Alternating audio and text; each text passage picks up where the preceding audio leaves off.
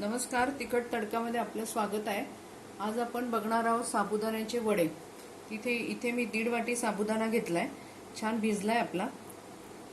त्याच्यामध्ये मी हे 3-4 चमचे भगरीचं पीठ घालणार आहे, एक बटाटा आहे आणि इथे कोथिंबीर, आलं आणि हिरवी मिरची आणि जिरं हे मी वाटून घेते। मग आपण बाकीचं हे वाटून घेतल्यावर बाकीच्या गोष्टी बघू। इथे आपण हा बटाटा घेतलाय, हा याच्यात आपण स्मॅश करून घेऊया। इथे ते आपण आता जे वाटून घेतलं मिक्सर मधलं ते आहे, मिरची, आलं आणि कोथिंबीर। इथे मी ही भगर साधारण 1-1.5 तास भिजत घातली होती, तिला मिक्सर मधून बारीक करून घेतली आहे। जर तुमच्याकडे भगरीचं पीठ असेल तर तेही तुम्ही घालू शकता। आपण हे 1 ते 1.5 चमचा घालणार आहोत। शेंगदाण्याचं कूट आणि चवीप्रमाणे मीठ। आपण हा आता गोळा बनवून घेऊया। भगरीच्या पिठाने ते चांगले खुसखुशीत होतात, म्हणून आपल्याला भगरीचं पीठ घालायचंय, ते ऑप्शन आहे। इथे आपण चटणी तेल तापत ठेवलंय, तोपर्यंत चटणी बघूया। इथे कोथिंबीर घेतली आहे, 2 मिरच्या आणि खोबऱ्याचे तुकडे आहेत, तुम्ही खोबऱ्याचा कीस पण घेऊ शकता। मीठ घालूया चवीनुसार,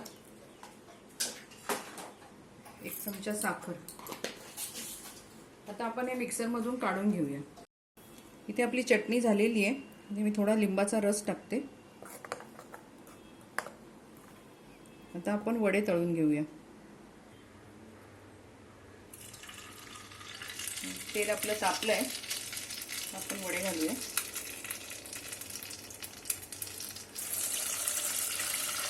तुम्ही असे गोल आणि किंवा चपटे पण करू शकता।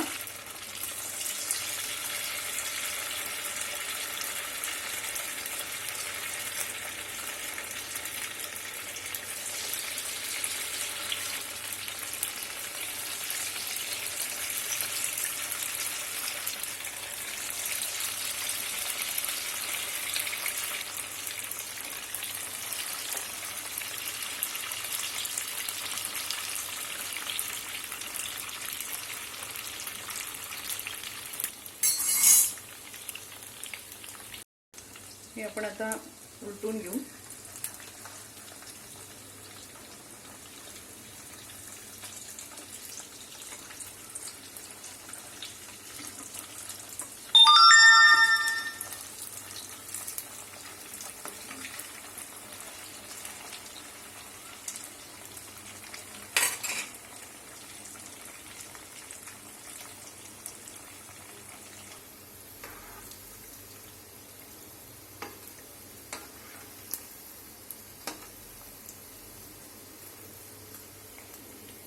इथे आपले वडे तळून झालेले आहेत, आपण काढून घेऊया।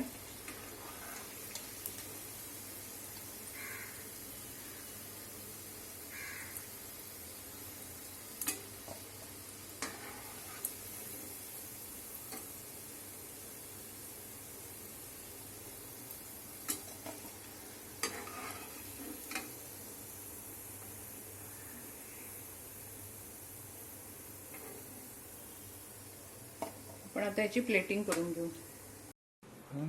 इथे आपले साबुदाणा वडा आणि चटणी बनवून झालेले आहेत। तुम्ही पण हे करून बघा, तुमचा अभिप्राय आम्हाला कळवा। अजूनही तुम्ही आमच्या चॅनलला लाईक केलं नसेल तर लाईक करा, शेअर करा, सबस्क्राईब करा, तुमच्या मित्रमैत्रिणींना पाठवा, तुमचे अभिप्राय आम्हाला कळवा आणि आमच्या चॅनलला लाईक करा। परत आपण भेटू दुसऱ्या रेसिपी बरोबर। धन्यवाद। लावले बरोबर का?